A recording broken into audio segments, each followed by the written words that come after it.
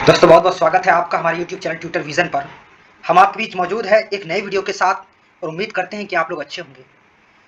दोस्तों आज हम एक महत्वपूर्ण टॉपिक को लेकर के आए हैं 10th क्लास के हिस्ट्री के पहले चैप्टर, जो काफ़ी इंपॉर्टेंट है बोर्ड एग्जाम और कंपटीशन के लिहाज से भी, यूरोप में राष्ट्रवाद के उदय के ऊपर। तो चलिए कुछ महत्वपूर्ण प्रश्न लाए हैं आपके लिए। हम कोशिश करेंगे कि आपको अच्छे से इसका व्याख्या कर दें और पूरे डिटेल्स के समझाने की कोशिश करें। तो चलिए शुरू करते हैं। नंबर 1 है, नेपोलियन बोनापार्ट कौन था? हम जानते हैं कि नेपोलियन बोनापार्ट कौन था। नेपोलियन बोनापार्ट के बारे में अगर बात किया जाए तो नेपोलियन बोनापार्ट का जन्म 15 अगस्त, नेपोलियन बोनापार्ट का जन्म कब हुआ था? 15 अगस्त 1769 ईस्वी को हुआ था। कब हुआ था दोस्तों? 1769 ईस्वी को हुआ था। और इसका जो जन्म हुआ था वो फ्रांस के अजैंक्यो शहर में हुआ था। कहाँ हुआ था? फ्रांस के अजैंक्यो शहर में हुआ था। फ्रांस के एक शहर में हुआ था। और इन्होंने क्या किया था? 27 वर्ष की उम्र में फ्रेंच आर्मी कमांडर बन गए थे। कौन बन गए थे भाई? ये नेपोलियन बोनापार्ट एक बहुत ही महान राजनीतिक था। इसका जो जन्म हुआ था वो एक बड़े परिवार में हुआ था और उस वजह से ये एक 27 वर्ष की उम्र में ही फ्रेंच आर्मी कमांडर भी बन गए थे। मृत्यु से पहले इन्होंने एक वसीयत की थी कि मुझे सोन नदी के तट पर फ्रांस की जनता के बीच दफनाया जाए। और फिर ये 5 मई 1821 ईस्वी में 52 साल की उम्र में इसकी मृत्यु हो गई। तो नेपोलियन बोनापार्ट के हम लोग बारे में जान गए हैं। नेपोलियन बोनापार्ट कौन था? अब ऑप्शन के ऊपर आते हैं। जर्मनी का सम्राट था, फ्रांस का सम्राट था, रूस का सम्राट था, इंग्लैंड का सम्राट था। तो हम लोग बात कर रहे थे किसके बारे में? फ्रांस के सम्राट के ऊपर के बारे में, क्योंकि ये फ्रांस का सम्राट था। इसका सही ऑप्शन आपका बी नंबर हो जाएगा। चलिए दोस्तों 2 नंबर पे आते हैं। 1789 ईस्वी में फ्रांस की क्रांति के समय किसका शासन था? जब 1789 ईस्वी चल रहा था तो फ्रांस की क्रांति के समय, यानी हम ये कह सकते हैं कि जब फ्रांस की क्रांति हो रही थी तो उस समय किसका शासन था? तो हम बात करेंगे उस समय किसका शासन था? लुई 16वां का। किसका शासन था? लुई 16वां का। लुई 14वां, लुई 16वां, लुई 15वां, नेपोलियन। तो लुई 16वां का शासन था। और लुई 16वां कौन था? लुई 16वां जो था लुई 15वां का बेटा था। इसका ये क्या था? बेटा था। कौन था? बेटा था। और बेटे को उस दौर में बाप के गद्दी पे बैठने का हक था। लुई 16वां कुछ खास बड़े पॉलिटिशियन नहीं थे, जिसके वजह से उसके राजकाल में, उसके शासनकाल में बहुत सारे क्रांति हुए और पूरी तरह से ध्वस्त हो गया। फ्रांस की क्रांति उस वक्त कामयाब हो गई और लुई 16वां क्या हो गया? नाकाम हो गया अपने राज्य को संभालने में। तो इस तरह से इसका सही जवाब हो जाएगा आपका बी नंबर। लुई 16वां फ्रांस का शासक था। चलिए दोस्तों अगले प्रश्न पे आते हैं कि फ्रांस की क्रांति का अग्रदूत किसे कहा जाता है? फ्रांस की क्रांति का अग्रदूत किसे कहा जाता है? तो फ्रांस की क्रांति का अग्रदूत किसे कहा जाता है? फ्रांस की क्रांति का अग्रदूत कहा जाता है रूसो को। किसको कहा जाता है? रूसो को। नेपोलियन को फ्रांस की क्रांति का अग्रदूत नहीं कहा जाता, रूसो को कहा जाता है। ये रूसो कौन था? रूसो जो था, रूसो का पूरा नाम था जौ जाक रूसो। क्या था दोस्तों? रूसो का पूरा नाम था जौ जाक रूसो। इसका पूरा नाम था। ये एक क्या था? जिनेवन दार्शनिक, लेखक और संगीतकार थे। ये क्या थे? दार्शनिक भी थे और क्या क्या थे? ये लेखक भी थे। लेखक भी थे। क्या थे? लेखक भी थे। और क्या थे? दार्शनिक भी थे और संगीतकार भी थे। इनके राजनीतिक विचारों ने फ्रांसीसी क्रांति के पहलुओं और आधुनिक राजनीतिक, आर्थिक और शैक्षिक विचारों को बहुत प्रभावित किया था। रूसो एक बहुत बड़े विद्वान थे और इन्होंने क्या था? अलग अलग प्रांतों में आर्थिक, राजनीतिक सब चीज़ों पे अपना प्रभाव छोड़ा था। इसीलिए फ्रांस की क्रांति का अग्रदूत किसे कहा जाता है? रूसो को कहा जाता है। तो चलिए आते हैं अगले नंबर पे। ज्यूसेपे मैत्सिनी का जन्म कब हुआ? किसके बारे में बात किया जा रहा है? ज्यूसेपे मैत्सिनी का जन्म कब हुआ? तो दोस्तों ज्यूसेपे मैत्सिनी का जो जन्म हुआ वो हुआ आपका 1807 ईस्वी में। 1807 ईस्वी में। अगले प्रश्न पे आते हैं। फ्रांस की क्रांति कब हुई? फ्रांस की क्रांति, अभी हम लोग फ्रांस की क्रांति की बात कर रहे थे, तो फ्रांस की क्रांति कब हुई? फ्रांस की क्रांति हुई 1789 ईस्वी में। कितने ईस्वी में हुई? 1789 ईस्वी में। मैं दोस्तों बता दूं फ्रांस की क्रांति का सबसे बड़ा जो वजह था वो ये था कि अलग अलग वहाँ के राजनीतिक लोगों ने जब देखा कि फ्रांस के राजाओं का जुल्म बढ़ते जा रहा है तो उन्होंने क्या किया? इसके ऊपर संघर्ष करना शुरू किया, अलग अलग क्रांति किए और उसके बाद फिर एक बार वो सक्सेस हुआ और फ्रांस के राज्य को अपने कब्जे में करना उन्होंने शुरू कर दिया।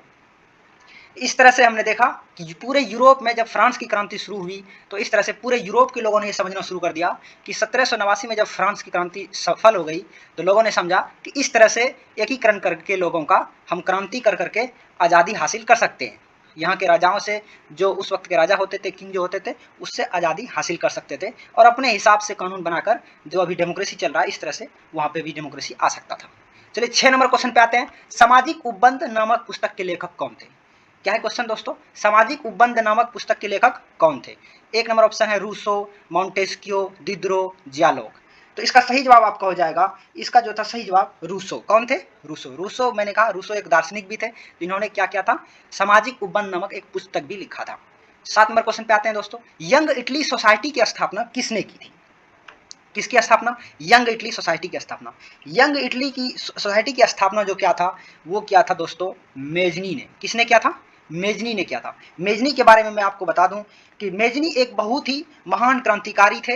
इन्होंने क्या किया था? अपनी क्रांतिकारी गतिविधियों के लिए मार्सिले में निर्वासन हो गए थे और उसके नेतृत्व में इन्होंने क्या किया था? विद्रोह की बार बार जब ये विफल हो गए तो इन्होंने एक अलग प्रांत बना लिया और उस प्रांत का नाम ही क्या हुआ? 1831 में यंग इटली का स्थापना कर लिया। क्या कर लिया दोस्तों? इन्होंने यंग इटली की स्थापना कर लिया। कितने ईस्वी में यंग इटली की स्थापना हुआ था? 1831 ईस्वी में। कब हुआ था दोस्तों? 1831 ईस्वी में। किसने किया था? मेजनी ने किया था। किसने किया था? मेजनी ने किया था। उसके बाद दोस्तों अगर मेजनी के ऊपर बात किया जाए तो 1831 में यंग इटली की स्थापना की। इसने एकात्मक राज्य का भी समर्थन किया। किसका समर्थन किया? एकात्मक राज्य का समर्थन किया। फिर अगला अगर इसके ऊपर बात किया जाए तो इन्होंने क्या किया? इनका मानना था कि एकता के बिना वास्तव में कोई राष्ट्र है ही नहीं। यूनिटी इज स्ट्रेंथ इसका मानना था। एकता में बल है और अगर एकता है तभी क्या है? राष्ट्र है। बिना एकता के कोई राष्ट्र नहीं है, एकता के बिना कोई ताकत नहीं है। इन विचारों के प्रचार के लिए उन्होंने क्या किया? इन्होंने दोस्तों 1832 ईस्वी में, कब? 1832 ईस्वी में इन्होंने क्या किया? एक गियोवाइन इटालिया पत्रिका प्रकाशित की। कौन सा? गियोवाइन। गियोवाइन इटालिया नामक एक पत्रिका इन्होंने प्रकाशित किया, जिसमें इन्होंने अपने विचारों को क्या किया? प्रदर्शित किया और इन्होंने अपने तरह के लोगों को एकजुट करना शुरू कर दिया। इसके सदस्यों की संख्या जब स्टार्ट किया था इन्होंने आंदोलन करने का, इसके सदस्यों की संख्या जो थी शुरुआत में थी वो सिर्फ 1831 में अगर बात किया जाए तो सिर्फ कितनी थी? 40। कितनी थी? 40। और फिर वही जब 1833 यानी 2 साल में उन्होंने उसके सदस्यों की संख्या कितनी होगी? बढ़ के 50,000 से भी ज्यादा इसकी सदस्यों की संख्या होगी। तो इस तरह से हमने देखा कि मेजनी एक महान क्रांतिकारी थे और इन्होंने यंग इटली की स्थापना की। चलिए आते हैं दोस्तों 8 नंबर क्वेश्चन पे कि जब फ्रांस छींकता है तो बाकी यूरोप को सर्दी जुकाम हो जाता। ये किसका स्टेटमेंट था? ये किसका कथन था? ये किसका कथन है दोस्तों? मैथ्सनी का, मैटरनिक का, बिस्मार्क का, रूसो का। ये कथन आपका है, किसका है कथन? मैटरनिक का। किसका कथन है? मैटरनिक का। बहुत खूब। चलिए अगले नंबर पे आते हैं, 9 नंबर क्वेश्चन पे आते हैं दोस्तों। 9 नंबर क्वेश्चन पे आते हैं, द स्पिरिट ऑफ लव नामक पुस्तक के लेखक कौन थे? द स्पिरिट ऑफ लव नामक पुस्तक के लेखक कौन थे? Voltaire, Diderot, Montesquieu, Rousseau. मैं आपको बता दूं कि इसका जो लेखक था वो कौन थे? मॉन्टेस्क्यू थे। नंबर 10 नंबर पे क्वेश्चन पे आते हैं दोस्तों, विस्मार्क जर्मनी का चांसलर कब बना? विस्मार्क के ऊपर अगर बात किया जाए तो विस्मार्क जो है जर्मनी का चांसलर कब बना था? नंबर ए ऑप्शन है 1848 ईस्वी, 1856 ईस्वी, 1860 ईस्वी, 1862 ईस्वी। तो विस्मार्क जर्मनी का चांसलर कब बना दोस्तों? 1862 ईस्वी में बना। ये बहुत इंपॉर्टेंट क्वेश्चन है मेरे भाइयों, बहुत इंपॉर्टेंट क्वेश्चन है। 11 नंबर क्वेश्चन में है, ऑस्ट्रिया के साथ पर्सा का युद्ध कब हुआ? ऑस्ट्रिया के साथ किसका युद्ध? पर्सा का युद्ध कब हुआ? वीवीआई क्वेश्चन है, वीवीआई क्वेश्चन है। कौन सा क्वेश्चन है ये? वीवीआई क्वेश्चन है। ऑस्ट्रिया के साथ पर्सा का युद्ध कब हुआ? 1860 में, 1863 में, 65 में या फिर 66 में? इसका सही जवाब आपका हो जाएगा 1866 में। कब हुआ दोस्तों? 1866 में। अगले क्वेश्चन पे आते हैं, पर्सा का ऑस्ट्रिया के साथ किस संधि के द्वारा युद्ध विराम हुआ? पर्सा का ऑस्ट्रिया के साथ किस संधि के द्वारा युद्ध विराम हुआ? तो सबसे पहला वियना की संधि, वर्साई की संधि, पेरिस की संधि, लंदन की संधि। संधि का मतलब आपका होता है एक वार्तालाप, बातचीत। और कैसी बातचीत? कॉन्ट्रैक्ट के जरिए। कैसा? कॉन्ट्रैक्ट के जरिए। और इसमें क्या हुआ? युद्ध को विराम देने के ऊपर बात हुआ, यानी कि युद्ध नहीं करना है। पर्सा और ऑस्ट्रिया के साथ इन्होंने क्या किया? आपस में मिलकर इन्होंने क्या किया? पर्सा और ऑस्ट्रिया ने युद्ध विराम को लेकर के संधि किया, बातचीत किया। तो कौन सा संधि के नाम से ये जाना जाता है? वियना की संधि, वर्साई की संधि, पेरिस की संधि या लंदन की संधि? इसका सही जवाब आपका हो जाएगा वियना की संधि। कौन सा संधि? वियना की संधि। 13 नंबर क्वेश्चन पे आते हैं दोस्तों कि इटली का एकीकरण कब पूरा हुआ? इटली का एकीकरण 1871 ईस्वी, 1873 ईस्वी, 1876 या 89? इसका सही जवाब आपका हो जाएगा 1871 ईस्वी में इटली का एकीकरण पूरा हुआ। एकीकरण क्या होता है दोस्तों? एकीकरण का मतलब होता है पूरे राज्य को एकीकृत कर लेना। राज्य के तो तमाम चीजों को, जो अलग अलग विभागों को एकीकृत कर लेना, अब केंद्रित कर लेना। बैंक ऑफ फ्रांस की स्थापना किसने किया? बैंक ऑफ फ्रांस की स्थापना। 14 नंबर क्वेश्चन में आते हैं, बहुत ही इंपॉर्टेंट क्वेश्चन है। नेपोलियन बोनापार्ट, लुई 16वां, लुई 14वां या जॉर्ज तृतीय?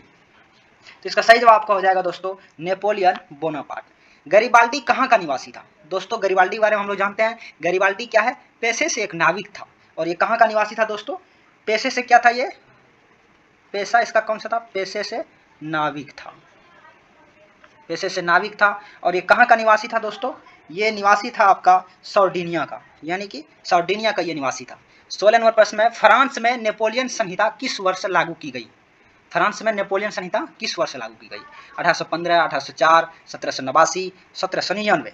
तो इसका सही जवाब आपका हो जाएगा 1804 ईस्वी। मार्सिले किस देश की राष्ट्रभक्ति का गीत है? राष्ट्रभक्ति का गीत है मार्सिले। मार्सिले तो ये किस देश का है दोस्तों? ये जो है 17 नंबर में अगर बात किया जाए, मार्सिले किस देश की राष्ट्रभक्ति का गीत है? रूस का, फ्रांस का, इटली का, जर्मनी का। हम लोग जर्मनी का एकीकरण भी पढ़ते हैं। अगले टॉपिक में कोशिश करेंगे इन सब चीज़ों को और अच्छे से समझाने का। तो ये किसका था दोस्तों? फ्रांस का था। वह राज्य जहाँ की राजनीतिक सत्ता उसकी सांस्कृतिक सत्ता से मिलकर बनती है उसे कहते हैं, क्या कहते हैं दोस्तों? उसे क्या कहते हैं? उसे क्या कहते हैं? कल्याणकारी राज्य कहते हैं, राष्ट्र राज्य कहते हैं, गणराज्य कहते हैं या राजतंत्र कहते हैं? तो उसे कहा जाता है, क्या कहा जाता है दोस्तों? उसे राष्ट्र राज्य कहा जाता है। किसी अमूर्त, ये 19 नंबर क्वेश्चन पे आते हैं हम लोग, और अंतिम क्वेश्चन है ये दोस्तों। जिन्होंने भी हमारे चैनल को सब्सक्राइब नहीं किया है, मैं आपसे गुजारिश करता हूं कि हमारे चैनल को सब्सक्राइब कर दें और बेल आइकन दबाना ना भूलें, ताकि सबसे पहले हमारा वीडियो आप तक पहुंचे और आप हमारे चैनल को ग्रो करने में मदद करें, ताकि हमारी जो है हिम्मत वो बढ़ती रहे। चलिए अगले नंबर क्वेश्चन पे आते हैं दोस्तों। किसी अमूर्त भावना या विचार को किसी मूर्त आकृति, व्यक्ति या वस्तु में दर्शाने को क्या कहते हैं? किसी अमूर्त भावना, अमूर्त का मतलब होता है वो भावना जो कि दिखता नहीं है, ऐसी भावना जो कि अंतरात्मा के अंदर विचार बन के रुका हुआ है, जिसको हम देख नहीं सकते हैं। तो उस भावना या विचार को किसी मूर्त आकृति, यानी जिसको हम देख सकते हैं, ऐसी आकृति, व्यक्ति या वस्तु में दर्शाने को क्या कहते हैं? तो दोस्तों ऐसा भावना जिसको हम मूर्ति में दर्शा सकते हैं उसको रूपक कहते हैं। क्या कहते हैं दोस्तों?